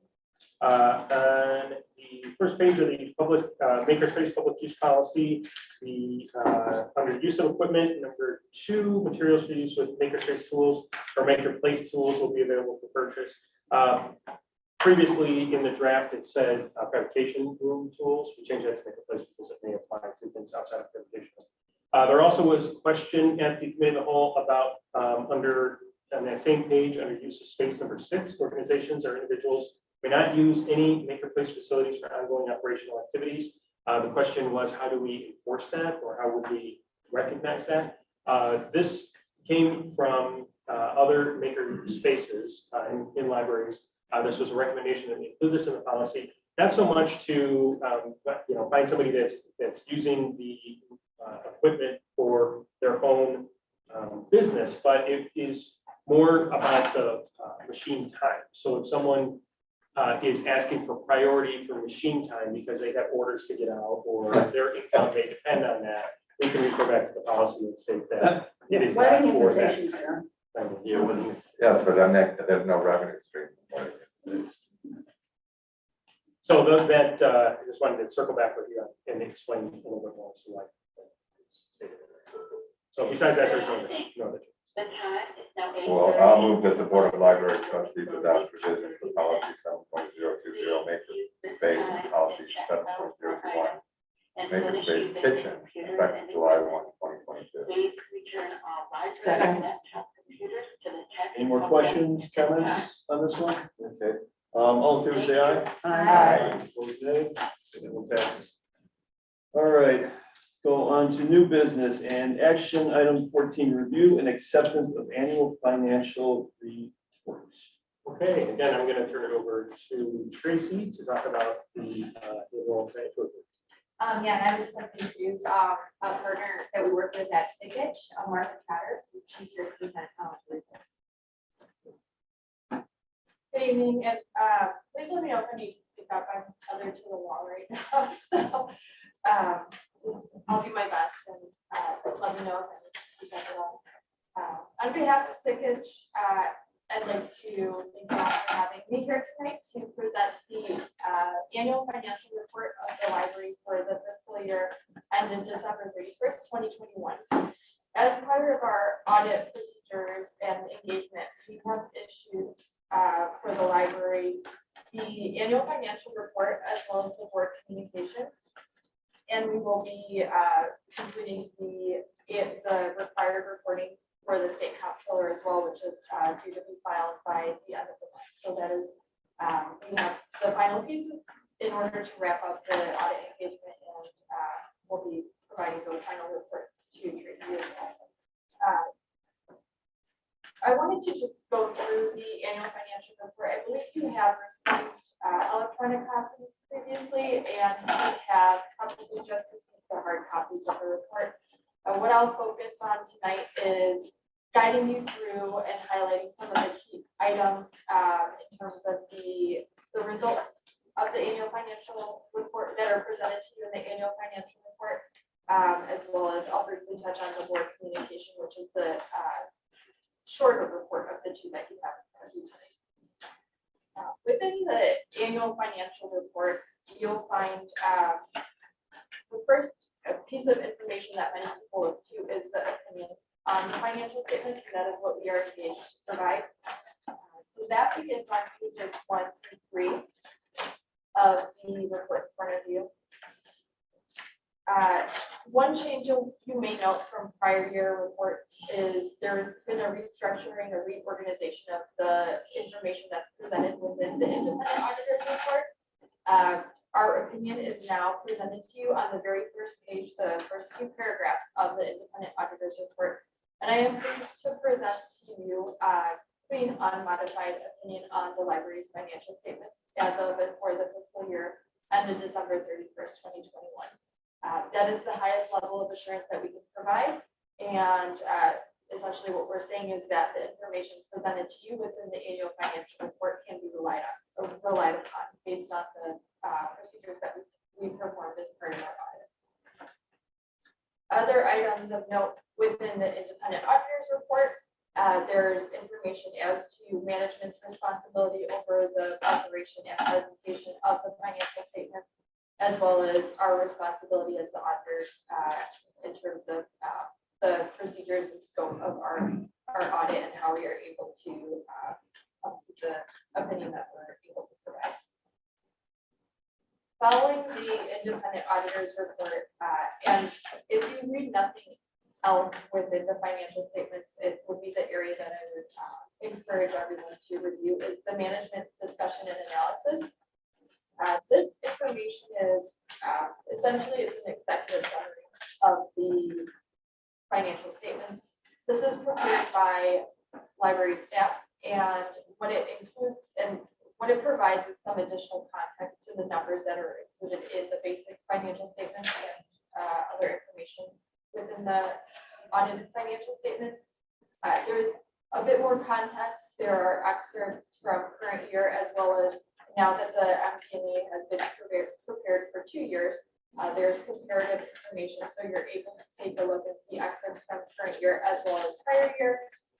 There's management discussion and explanations as to why the numbers are what they are, and it provides a little bit of color to the numbers, so to speak. So I would, the MD&A is numbered MD&A 1 through MD&A 6. The page numbering is a little bit different as it's inserted into the report after we provided the draft to staff for review to be able to ensure that the balances and discussion pertains directly to the auditor. Following the management discussion and analysis, we begin with the basic financial statements, the statement of net position and the statement of activities. This information is presented to you on a full accrual basis of accounting. So this is a bit different from what you're used to seeing on a monthly budget versus actual reporting basis. What is included within these long-term full accrual balances are the balances of the library's capital assets, the balances related to any of long-term debt of the library, as well as the probably a key item here, the other post-employment benefit plan and the balances related to the pension plan or IRA. So that is what is included in the governmental activities section of the statement of net position. And the net position itself or equity of the library, you'll see at December 31st, 2021, a total net position of $20,687,455. This is on page 4 of the financial statements. Of that, 9 million, just over 9 million, is equity related to net investment in capital assets. So equity associated with the library's capital assets. Excuse me, you're gonna have to help me out here. You said page 4, and I'm looking at page 4, but I'm not seeing It's it. this statement in that position. It's in that position. Not on the MBA. Keep going. Yes. Basic financial statements. Okay, thank you. Sorry, once you get past that. So page 4 is the statement in that position. So 11,676,000 of the library's net position is available for use for the library. 9 million of that is related to the balance of capital assets that have accumulated depreciation. The net position of the library increased over last year by just over 2 million. So on the statement of activities, which is the full accrual basis statement showing you the library's expenses as compared to revenues, you'll see that there was an increase in that position. This is on page 5 of 2,170,000, increasing the library's equity balance from 18,516,000 at December 31st, 2020 to that 20,687,000 at December 31st, 2021. A large portion of the change resulted from the change in the library's net pension liability. So IMRF information is related on a 1 year behind, as the data from IMRF does not become available until at the time that at some point in time after we are preparing to issue the library's financial statements. So as of last fiscal year, IMRF information is presented 1 year behind. That's the most current information that was available at the time that we issued the report. There was a decrease in the library's net pension liability to just the library's share of the net pension liability was just over 15,000 at December 31st, 2021, using last year's data. So that contributed in large part to that increase in the library's net position, along with the additions to capital assets related to the makerspace. That was another large portion of the change in that position. I have a question for Linda. Okay, so the net position is essentially this assets minus liability, right? And so that means our liabilities went down due to the IMRF, correct? Correct. Saying it correctly. Is that a good thing or a bad thing? Or is there no way to really gauge that? If you're looking at the calculation of equity, increase in equity is a good thing. The fact that IMRF liability went down, that's a liability that will always exist and will fluctuate based on how IMRF is performing. A lot of that change relates to the balance of IMRF's investments and how the investments performed for the year. There's some additional information later on in the report that I can point out to you that shows the library's percentage of the plan that's funded. And that's probably where you more want to look at in terms of how the library is performing, or how IMRF is performing for the library. IMRF is one of the only fully funded pension plans. So overall, a good pension plan to be a partner. And that was my concern. I just want to make sure that we're doing everything we're supposed to do as far as IMRF. There's also additional information in terms of the library's contributions to the plan, and that rate is set annually based on the performance of the plan and the library's contributions, and that there's information within the report as to the historical contribution rate. It's on page 19. Yes, thank you. Thanks. So beyond the full accrual basis financial statements, following the statement of activities is the next statement you'll find on page 6 is the governmental funds balance sheet. This is presented to you on a modified accrual basis of accounting. So this is more in line with what you're used to seeing. This is near-term presentation. So these are your includes your assets and liabilities that are anticipated to be available or paid within the year. So this is more in line with what you're used to seeing on a monthly budget versus actual presentation. So what's presented here is your general fund as well as the capital projects fund balance sheet. And a couple things to note here, the fund balance of the general fund at December 31st, that 10,656,147 balance in total, that increased from the previous year fund balance by 1.4 million.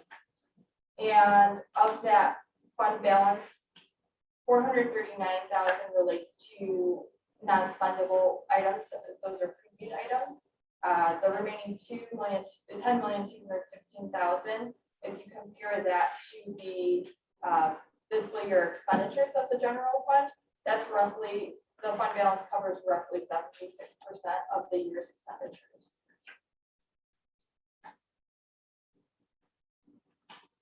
In total, for both the general fund and capital projects fund, in total, fund balance increased 441,000, resulting in an ending fund balance of 15,081 or 15,081 for the library for this year.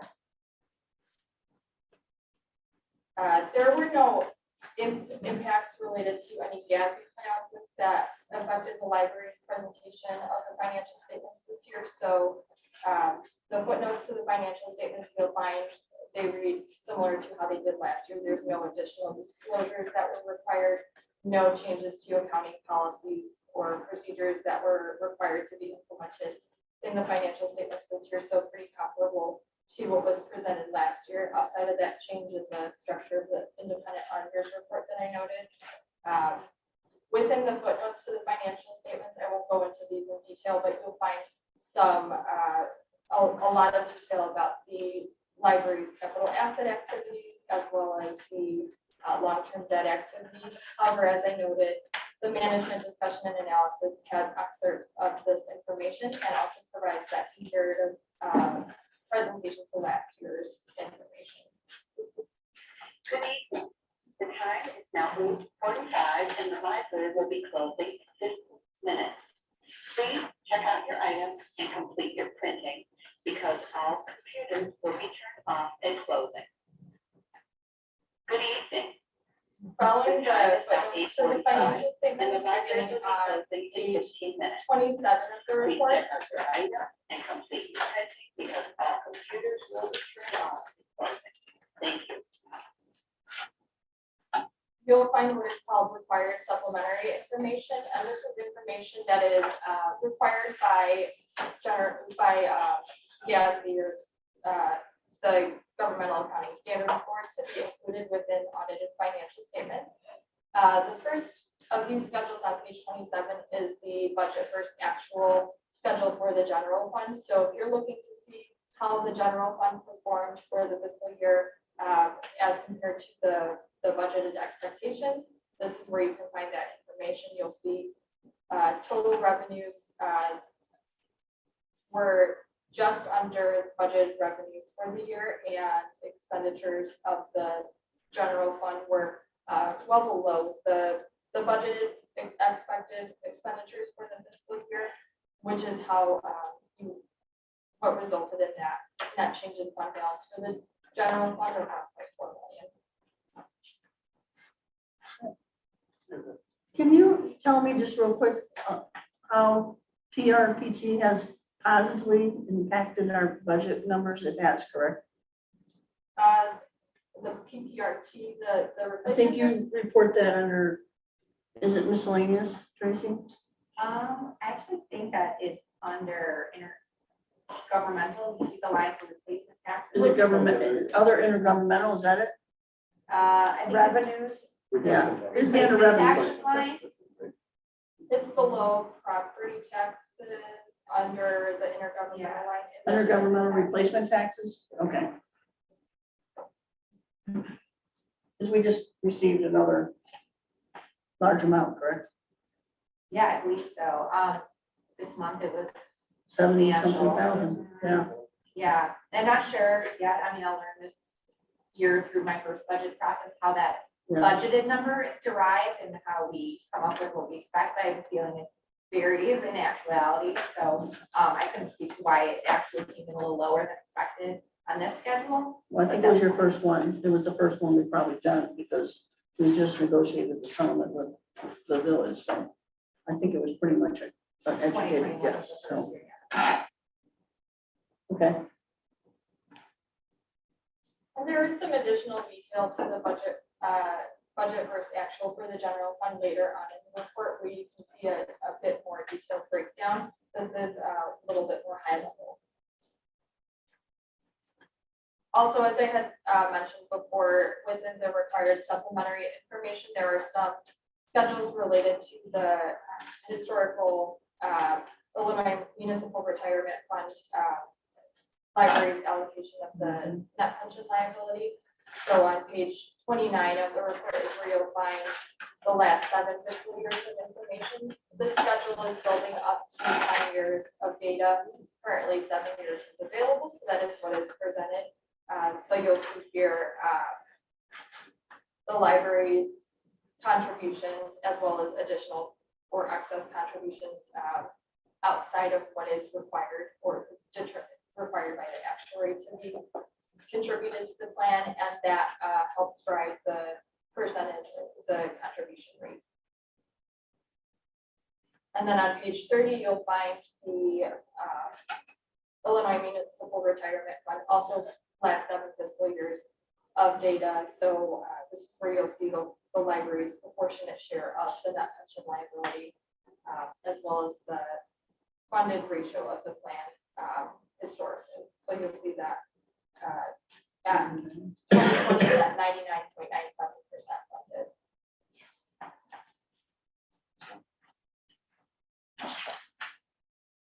And then finally, within the annual financial report, pages 32 and on is where you'll find the detail individual fund budget versus actual spending.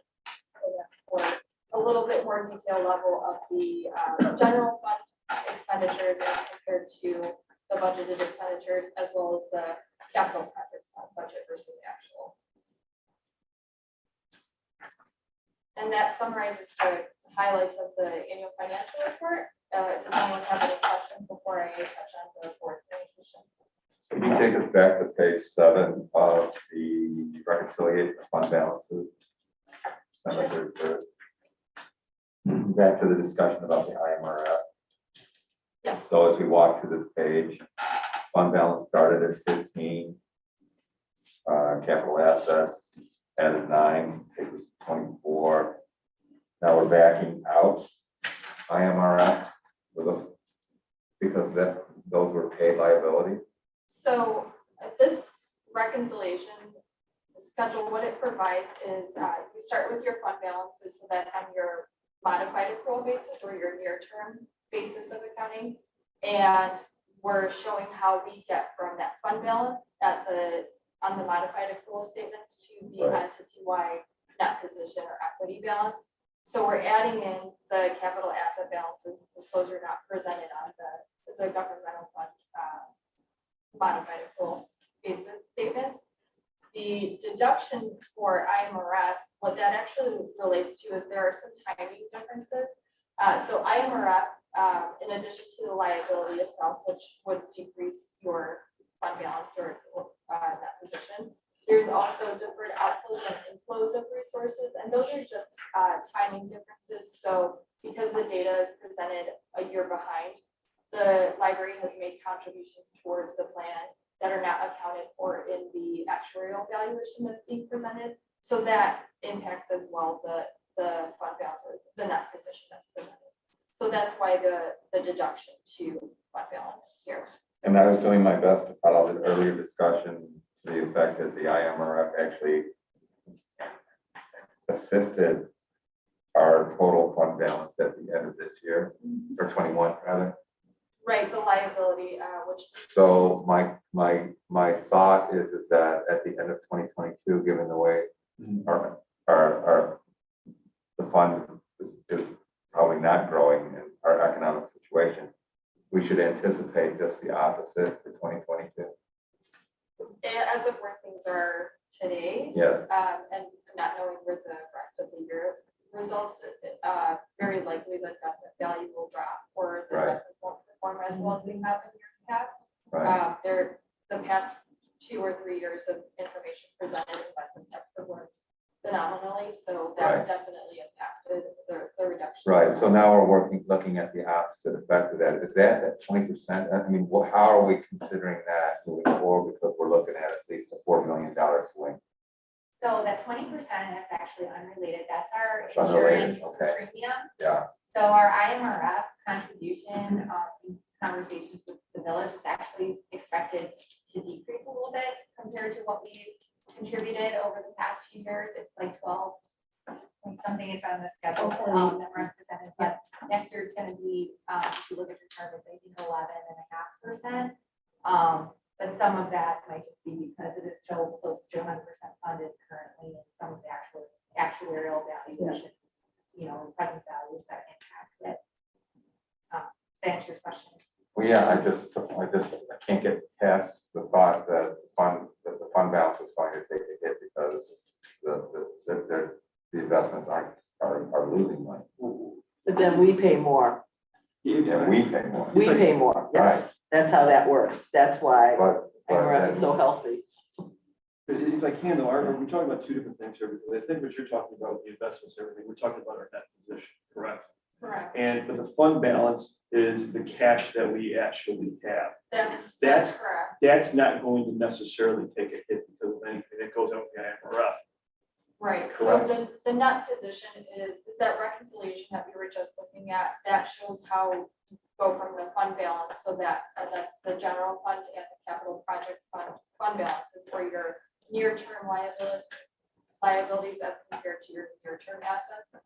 IMRF is presented only on the entity-wide schedules, which is that full accrual basis, and that's not what you're budgeting for necessarily on a fund level. Okay, thank you. Yeah, and one other thing, I think Tracy's right, because our percentage of IMF contribution is considered based on total headcount for the village and right? We get allocated, and part of that is that village headcount is going up, while ours is staying fairly stagnant, correct? And that's one reason why we'll be probably going down a bit, actually. To some extent, too. Just so you know. Good evening. The time is Just now 8:55 a matter of and the library will be closing in I 5 admit to minutes. being distracted Please check out the your past items 2 now. weeks. And so my question is, when was this shared with the board? Good evening. For- The time is now 8:55 and the library will be closing in 5 minutes. Please check out your items now. Yeah, I think All that- computers that's- indicate Well, that right. turn off at closing. yeah, Thank the rest of you. the packet came out. Yeah. Right. So, it's a lot to digest, and I'm seeing that we're being asked to take an action on it. And my request would be in the future that we be given at least a week. But I also sense that this action is time sensitive. You implying that this has to be filed by the end of this month? The reports are finalized, and these are the final issue reports. Our audit is complete. So at this point in time, we have what is needed in order to complete the filing. The board can absolutely, in prior years, we have presented draft reports for the board to consider, and then completed the reports and issued the final report. So in future years, we can look into that as an option to perhaps present a draft at an earlier stage and make that formal in order to give you a little bit more time to digest. It is a lot of information. So let me ask my second simple question here. What happens to this report, the final report? Does this go to the only government? This is right. This is submitted to the comptroller. And it's already been submitted to them? It has not been submitted yet. It has to wait till this action tonight. So we have to accept this. Correct. Okay. We're gonna do that. Right. And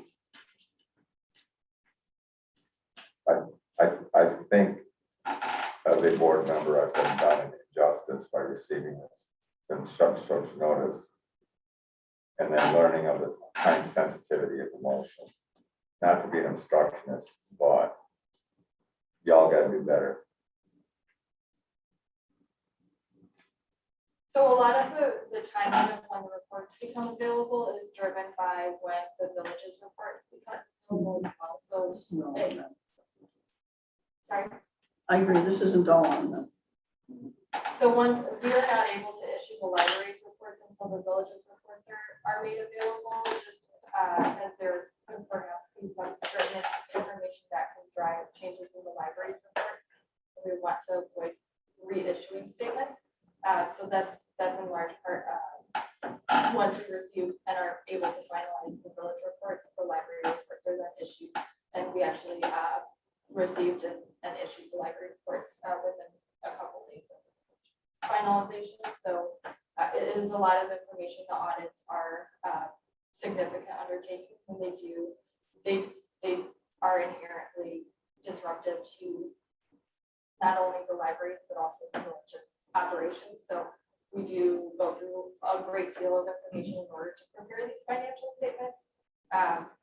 In terms of the timing, we can look at perhaps presenting drafts in the future so that you have the information readily available and have reviewed it prior to the June timing.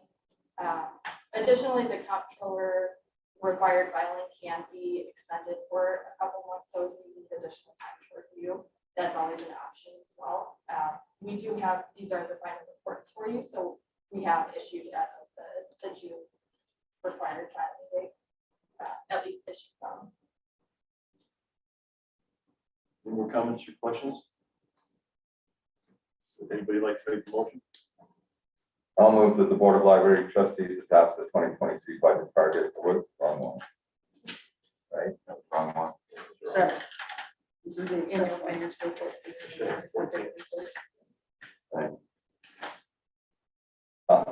I'll move review and acceptance of the annual financial report for the Arlington Heights Memorial Library for the period ended December 31st, 2021. Second. Roll call, please. Trustee Dalla? Yes. Trustee Meadow? Yes. Trustee Rule? Yes. Trustee Smart? Yes. Trustee Samari? Yes. Trustee Stuckett? Aye. President The time is 9 Yes. o'clock and the library is now closed. Okay. All right, thank you very much for the review. I'm glad to hear that we got your highest opinion. That's fantastic. You started out handling the all this year, correct? That's right. And then Tracy came in. So thank you all very much for the work and everything that's getting us to this description. Thank you for your report. Great news that you be sharing with the staff. Yeah. Absolutely. All right. And that should be the last message since the library is now closed. Let's go on to item 15, the 2021 budget variance. I will once again turn it over to Tracy Sarah to talk about the variance. Yeah, the end of March presentation definitely lends itself very nicely to this schedule, because some of the last schedules she talked about were actual budget variances, which is very much what we're gonna look at on this page. So page 1 is the summary of financial activity by department. And you'll see here in this nice kind of quick snapshot that every department did come in under budget in total for the year ended December 31st, 2021. And then in the pages that follow behind that summary, we've included a breakdown of each of those departments line items, so you can see in a little bit more detail those line by line results for the year. And we've added in written commentary for any line item that was over or under the budgeted amount by at least $5,000 and 30%. So that's where you can see some of that written commentary. So if you had a chance to review these or read through the explanations already, you probably noticed there are a few overarching themes. First, COVID, of course, continued to have a significant impact across many of the line items and many of the departments, since 2021 was still not a normal year, so to speak. So if we go through the pages, you'll see those impacts noted on the page, but I won't necessarily go ahead and, call each of those out. But we did note where those COVID-related variances had a significant impact meeting those thresholds. And then also, not unusually, there were also a number of contingencies built into the 2021 budget that were either not needed or only partially used that year. So those are noted as well. I won't necessarily call those out. So flipping through the document, just highlight a few of those kind of other material variances. On page 2 for administration, again, besides those COVID impacts and these contingencies, you can just take a look at the professional services line. That came in under budget by $6,410. And that was due primarily to an inventory appraisal that came in lower than expected. And then also in this department, consulting services came in under budget by $12,000. And this was due to a site assessment that was budgeted for but not performed in 2021. So then the next couple of departments either had those kind of standard COVID related explanations or were sort of right on, target for their budgets, not meeting those thresholds. So I'm going to skip forward to page 5. And here you'll see a number of offsetting variances under the paid for by gifts and grants department code. And this isn't unusual because the budgeted amounts for these line items are really just best estimates at the time that we're doing our budgeting and planning. So then the actual expenses that are paid for by Friends or the foundation can, vary based on whatever is discussed and approved throughout the years. That's why you're seeing those sort of offsetting amounts netting down to a total favorable variance of right around $10,000. On page 6 for IT, the travel and training budget for new technology and software in the amount of $6,450, kind of right in the middle of the page there. That was not needed in 2021. I think it's probably safe to say there's also a COVID related component to this variance as well in terms of just the number of training opportunities that were available that year. Moving on to page 7, for facilities, vehicle maintenance was under budget by $5,494. And this is because there was no major maintenance needed on the bookmobile last year. Also, water and sewer expenditures were $7,358 unfavorable due to an increase in water rates and customer usage related to COVID, as well as an increase outside, increased outside watering for new plantings at the front of the. And then finally, petroleum products came in $5,546 under budget because of the mild winter, resulting in less snow. So then again, the next handful of pages really have no significant variances other than those COVID ones. So I will to all the way to page 13, actually, for Hvac Replacement. Okay, so the favorable variances noted here are largely due to opening being delayed to September 2021. So again, I won't read through those individually. You can see them noted to the extent that they meet that threshold. But again, this was certainly at a minimum COVID related indirectly, holding up that opening. On the next page, page 14, you can find a summary of capital expenditures, and this fund also came in under budget for the year, similar to the operating fund. That first line largely represents the budget for the 2021 preliminary kids work. And then the third line is the Hvac Replacement project cost for 2021, which came in favorable, and that's primarily related to the furniture category, where we only spent 87% of our allotted.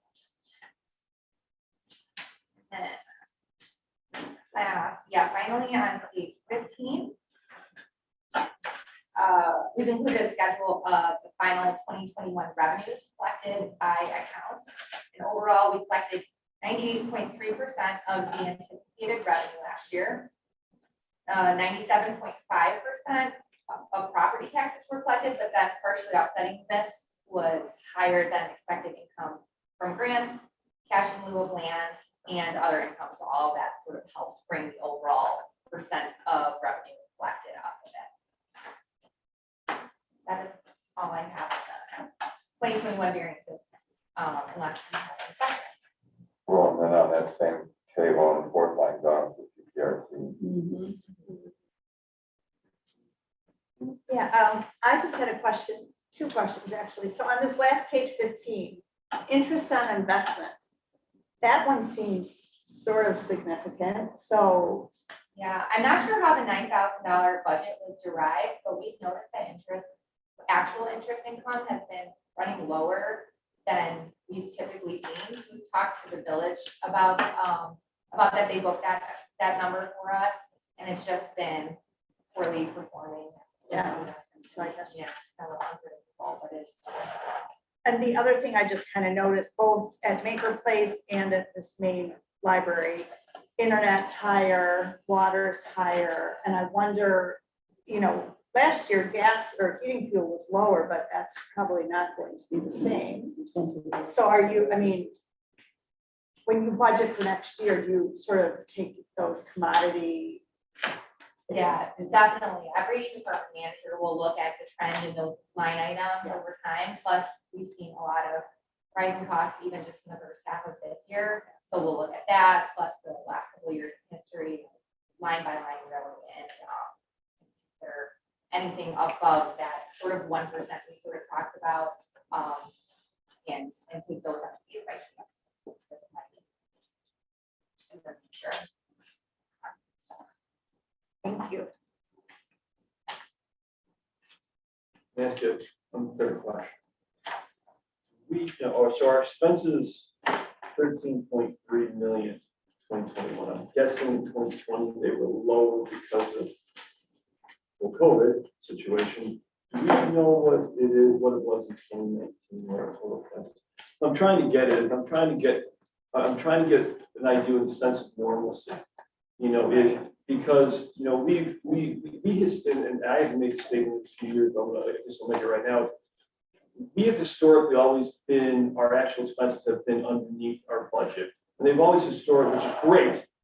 Now, it's not a bad thing, but they've also been underneath our revenue in quite a few years too. And one of the things I had mentioned many years ago is, do we need to budget based on culture? Because I know we take our budget every year and we allow up to 1% over, right, for what it was, even if they didn't use that entire budget the past year. That's always been the case. Should we start budgeting from the actual area that they came from the number that they came from, instead of just increasing that same number, the budget number? But it might make sense. Yeah, you are making sense. And I think we look at sort of like as I understand it, it's like a 6+6. So 6 months of budget actuals that we'll have for the year, plus 6 months of budgeted numbers. So we can kind of combine that and get like a slightly better, more accurate kind of blend of actual numbers and just whatever last year's budget was. We try to do it. We definitely try to consider what the actual trend is to, not just an increase over the last year's budget. There's always like numbers to be. I know it's a budget. People have always told me it's a budget, Greg, to stop.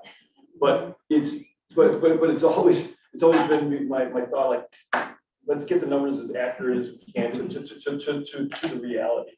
And then kind of figure out what we've got from there and what we can do, other things that we can do. So thought. Anything else? Any more questions? Okay. Thank you very much. Thank you. Thank you, Tracy. Well done. Thank you. So on to other, two things. One, just to let you guys know, I will not be able to be at the budget at the board meeting next month. At all, I can't even call in. So you know that. But the meeting, the cow in July, it's on July 5th. What's your thoughts about what we're gonna have for the? For July, got a couple things on the agenda that tell that they're pressing. I can take a look at that tomorrow. Yeah, why don't you take a look at it, get back to see if everybody's okay with that, see if we need that on July 5th. And good luck to the group that's going out to ALA this week. Great presentation. Yay. Should we watch you on TV in our jammies? I don't think it's It's televised. okay. Oh, shoot. It is recorded, but it will be posted. Okay, anybody else have any I other? got one thing. I just want to let everybody know I have resigned my position from the American Library Association, United for Libraries Board, effective July 1st.